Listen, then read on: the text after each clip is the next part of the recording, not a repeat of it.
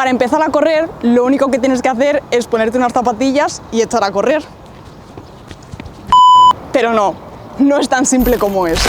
En este vídeo voy a enseñarte todo lo que necesitas saber sobre cómo empezar a correr, la técnica de la cabeza a los pies, una rutina recomendada para empezar a correr desde cero. Así que bienvenido, bienvenida, esto es Science Kiwi.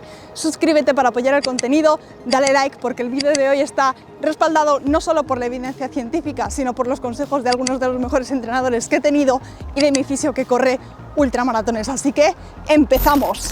Vamos a comenzar con la técnica del sprint, que seguro que a muchos os sirve porque si incorporáis sprints en vuestros entrenamientos de HIIT, puede que aplicar estos pequeños tips os ayude a correr mucho mejor, a ser más eficientes y sobre todo a prevenir lesiones. Según esta revisión de 2021, en la que se analizaron diferentes parámetros para ver qué era lo más eficiente de cara a la eficiencia y a la economía de carrera, tenemos algunos consejos que pueden servirnos para optimizar la técnica del sprint. Lo primero en lo que tenemos que pensar cuando hacemos sprint es ¿cuál es el objetivo? Correr a la máxima velocidad posible y recorrer la máxima distancia posible. Entonces, para ello, todo nuestro cuerpo tiene que acompañarnos a este fin. Empezando por el cuello y la cara. En ningún momento ya hagamos sprint, carrera de larga distancia, corramos 1 kilómetro o 1000. En ningún caso deberíamos estar tensando los músculos de la cara, poniendo caras de dolor, porque aunque parece inevitable, esto va a causar más tensión y va a hacer que sea más difícil ser eficientes durante todo el movimiento. Entonces tenemos que generar tensión en el sprint, sí, pero en las partes del cuerpo adecuadas. Así que intentaremos siempre tener la cara relajada,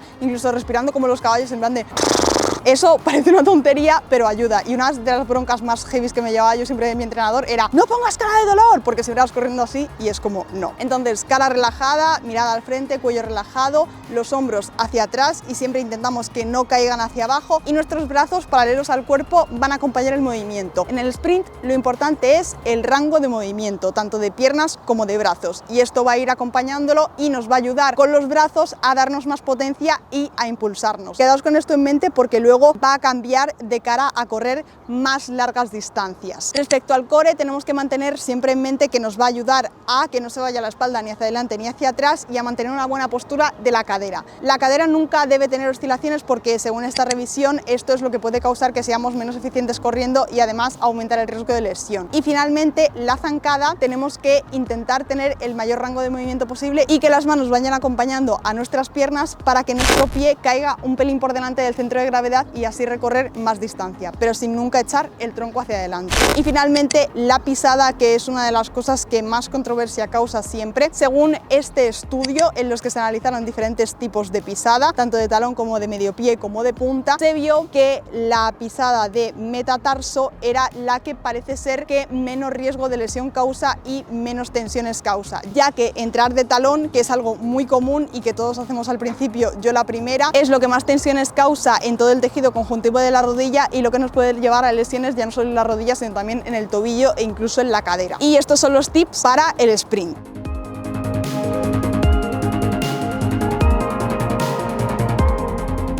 Ahora vamos con la carrera de larga distancia, que esto depende mucho de la persona, pero digamos como la técnica de carrera para ser lo más eficientes corriendo durante mucho tiempo. Esto es quizás lo que muchos venís buscando en este vídeo porque no os interesa mucho hacer sprint o correr a mucha velocidad, sino que simplemente quiero empezar a correr, salir a hacer jogging porque quiero vivir una nueva vida. Vale, perfecto, estoy aquí para ayudarte. Respecto a la técnica de carrera de media y larga distancia tenemos un poquito más de evidencia y de hecho en este estudio de aquí se incluyeron a 97 corredores de resistencia, 47 de los cuales eran mujeres, y se enfrentaron a una prueba en tapiz rodante en la que se iba incrementando gradualmente la velocidad. Lo que hicieron fue medir diferentes medidas tridimensionales a nivel cinemático y también los niveles de lactato y el intercambio de gases para ver cómo influían estas cosas que vamos a explicar ahora en la eficiencia y en lo que se iban cansando los corredores y finalmente en su rendimiento. Entonces empezamos por la barbilla. Como hemos dicho, nada de caras de dolor, cara relajada, pero la barbilla siempre tiene que mirar al frente porque si miramos hacia arriba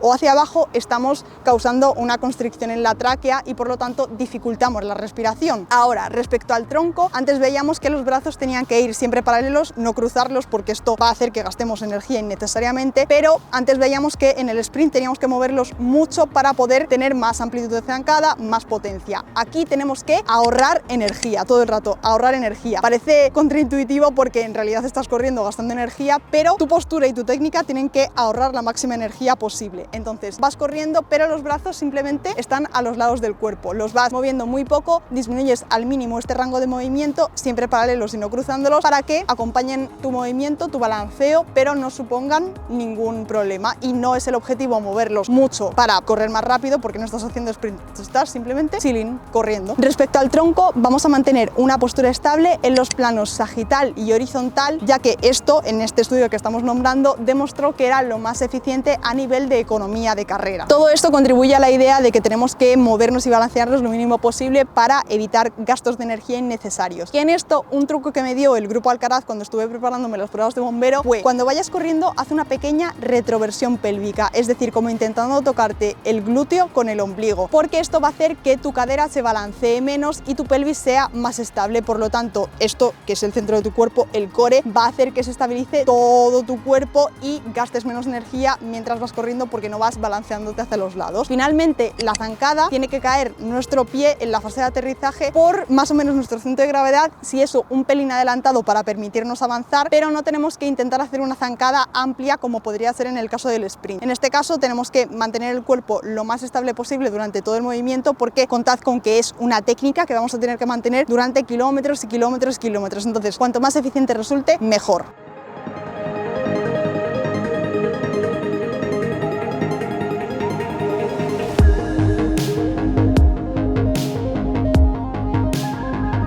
Y finalmente, la pisada, como veíamos en el estudio que hemos nombrado antes, siempre se recomienda entrar de metatarso, pero aquí voy a hacer una pequeña puntualización, y es que muchas veces cuando estás muy acostumbrado a una técnica o a una pisada concreta, intentar cambiarlo intencionalmente por tu cuenta puede causar aún más tensión en los ligamentos y en los tendones y llevarte a lesiones. Mi recomendación con el tema de la pisada es que si acabas de empezar a correr, perfecto, porque no tienes ningún mal vicio adquirido y simplemente tienes que fijarte en caer con la zona media de tu pie aterrizando primero sobre el suelo. Pero si estás muy acostumbrado a correr de talón, acude a un entrenador profesional para que te ayude a corregirlo, porque intentar cambiarlo por tu cuenta puede llevarte al resultado contrario, que es tener una lesión. Esto en el sprint no importa tanto, porque al final son tiempos muy cortos, pero si vas a aumentar tu volumen de entrenamiento de carrera o vas a correr muy larga distancia, sí que el tema de la pisada es algo que debes revisar y ajustar a tu técnica. Y finalmente, sobre el tema de la pisada, en esta revisión de 26 estudios se concluyó que pisar de talón tiene un impacto biomecánico mayor en la rodilla y en la articulación femororotuliana en general, mientras que pisar más de punta tiene un mayor impacto sobre el talón de Aquiles y las articulaciones del tobillo. Según las conclusiones de este estudio, modificar la técnica de carrera de golpe puede tener efectos muy negativos, así que siempre con la ayuda de un profesional intentaremos ir modificando y perfeccionando esta técnica. Y os recomiendo mucho haceros un análisis de la pisada, porque muchas veces nos centramos en la pisada, y a lo mejor el problema se encuentra en que nuestro tiempo de contacto con el suelo es demasiado largo, que necesitamos más propulsión, o muchísimas cosas que podréis descubrir si os ponéis en contacto con un profesional que os pueda ayudar de manera individualizada. Y ya pasando del tema de la pisada, una pregunta que se repite mucho es: ¿cómo respirar para no ahogarme mientras voy corriendo? Para explicarlo, contamos con un experto entrenador del grupo Alcaraz, José Antonio Alcaraz.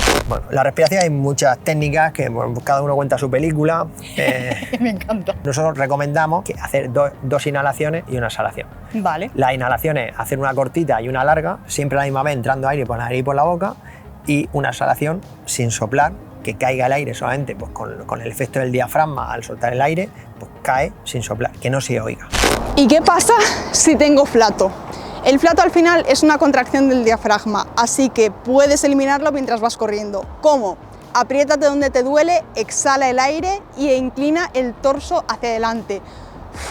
Y sigue corriendo.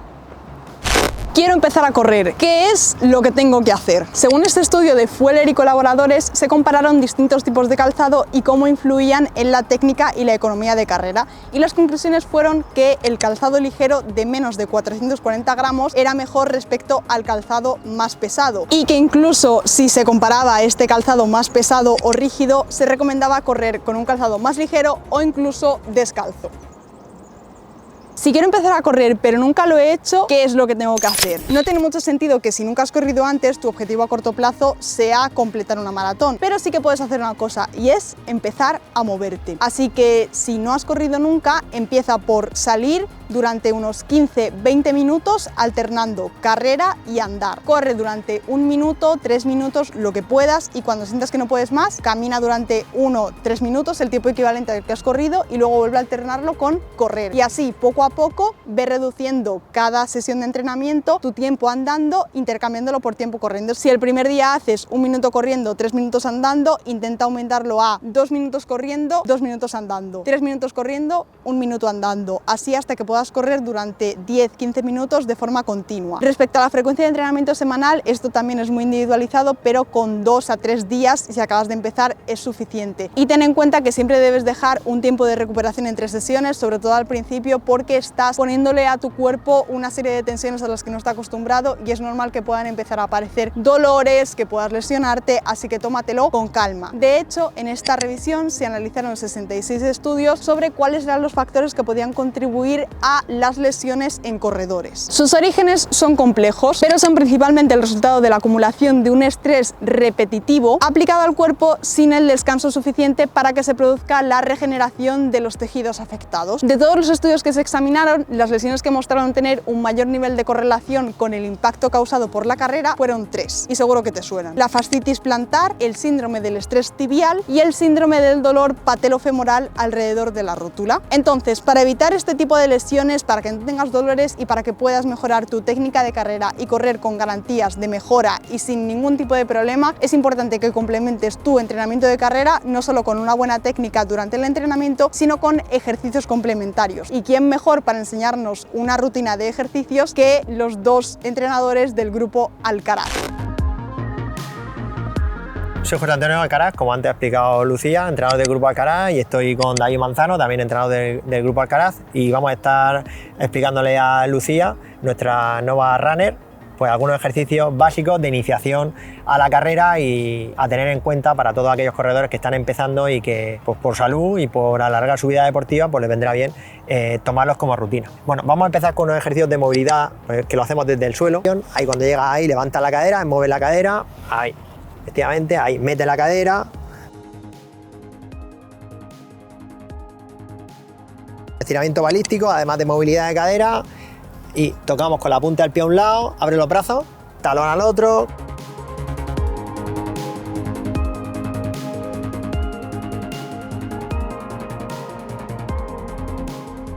Extendiendo brazo y pierna contraria, ahí para meter movilidad. Ahora recojo la rodilla, la cabeza y el brazo a la misma vez, para adentro, correcto, y extiendo.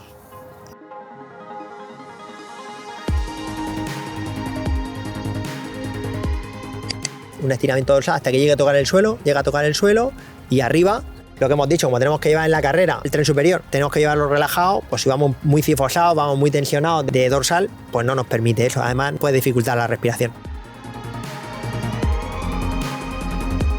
Es verdad que aparte de la movilidad, un aspecto vital en el corredor, por tanto para evitar lesiones como para optimizar el rendimiento, es el trabajo de fuerza. Y no hace falta siempre hacerlo en un gimnasio, podemos hacerlo con materiales como gomas o sin ellas. Vas a sentarte y te vas a tumbar completamente de espalda, y lo único que vamos a hacer va a ser apoyando la planta de los pies en el suelo, doblando las rodillas a 90 grados, subo la cadera arriba, aguanto un poquito y bajo.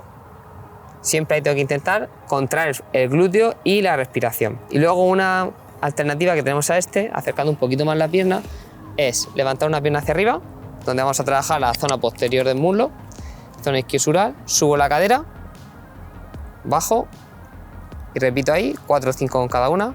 Tenemos que adaptarlo a la persona. Si a una persona le cuesta un poquito más, bueno, pues lo podemos hacer acercando un poquito más la pierna, subiendo un poquito menos, que tiene numerosas variantes precisamente en la plancha abdominal. La plancha abdominal, para hacerlo de forma sencilla, podemos hacerlo apoyando las rodillas, apoyando los brazos, antebrazos apoyados, y lo importante es que efectivamente se mantenga la curvatura lumbar perfectamente alineada y aguantar la posición. Si nos cuesta poco este ejercicio, la alternativa es subir las 2 piernas, aguantando la posición, y la siguiente variante que vamos a hacer es levantar un brazo, intentando siempre que la cadera se mantenga en el centro. Y ahora subo el brazo con la pierna contraria también. Así metemos más complejidad y también porque cuando nosotros estamos corriendo precisamente es un ejercicio unipodal, entonces nos viene muy bien trabajar de esta forma. El glúteo medio es el músculo estabilizador de la cadera por excelencia. Entonces, igual que hemos trabajado un poquito el músculo transverso, vamos a trabajar el glúteo medio. ¿Cómo lo hacemos? Colócate una goma entre las rodillas.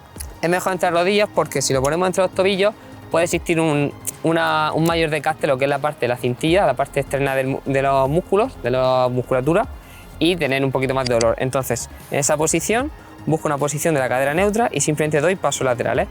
Doy 3-4 pasos a un lado, eso es, y al otro lado. Si el trabajo de la propiocepción. La propiocepción se puede hacer con muchos ejercicios. Podemos utilizar plataformas de inestabilidad, podemos utilizar, por ejemplo, zapatillas que sean más amplias, pero simplemente podemos hacerlo con ejercicios utilizando, como digo yo, la vista y el cuerpo. ¿Cómo?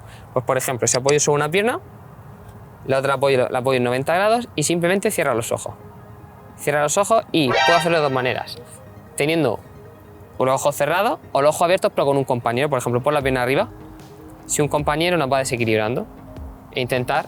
En ese momento, Cell sintió el verdadero terror. Mantener la posición para que así se trabaje. ¿Ves? Ella está fuerte y entonces pues no se desequilibra. Pero es verdad que es difícil mantener el control. Es complicado, sí. Sí, sí. Otro ejercicio también nos viene bien, similar al de antes, pero cojo la mano de la pierna que tengo apoyada, intento tocar abajo el suelo y vuelvo al sitio recuperando la posición. Con la espalda recta siempre, bajo y subo ahí. Y ya a un nivel un poquito más complejo de este ejercicio, sería hacer exactamente igual pero con un pequeño salto, que este así que es cuando ya tengamos un poquito más de condición. Sería igual, tocando aquí, pero saltando y recuperando la posición estática.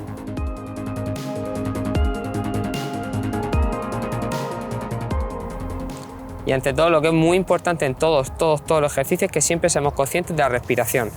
No hacerlo en apnea, sino intentar coger el aire y soltarlo de forma continua. Son las que te hacen darte cuenta de que no eres tan fuerte como pensabas levantando pesas. Efectivamente. Tienes que hacer tus ejercicios con el peso corporal, ¿sabes? Pues este ha sido todo por hoy. Espero que os hayan servido los consejos de estos dos grandísimos profesionales. Suscribíos para no perderos nuevos vídeos y... Y nada, Lucía, habrá que practicar todo esto que te hemos hablado sí. aquí, ¿no? Así Venga, que tira. vamos a A ver quién gana.